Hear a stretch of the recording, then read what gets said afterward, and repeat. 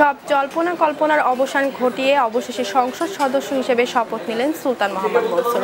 ৩০ December নির্বাচনে বিএনপির ধানের শীষ প্রতীকে মৌলভীবাজার ২ আসন থেকে নির্বাচিত হন গণফোরামের এ নেতা। সকালে জাতীয় সংসদ ভবনে স্পিকার ডক্টর শিরীন শারমিন চৌধুরী তাকে শপথ বাক্য পড়ান। ডেপুটি স্পিকারও সে সময় উপস্থিত ছিলেন।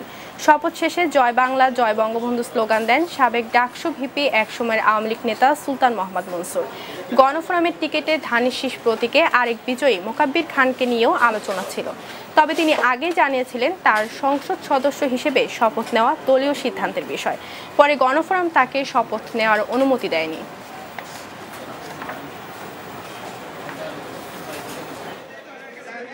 আমার এই ব্যাখ্যার প্রয়োজন হয় না। আমিও জাতীয় ঐক্য ফ্রন্টের একজন প্রতিনিধি, কাজেই জাতীয় ঐক্য ফ্রন্টের প্রতিনিধি হিসাবে আমি আমার সিদ্ধান্ত নিয়েছি। আর ওনারা যা সিদ্ধান্ত নিয়েছেন ওনারা তো নেবেন। তবে আমি একটা কথা বলতে পারি যে জাতীয় ঐক্য ফ্রন্টের শীর্ষ নেতার নলেজেই আমি এটা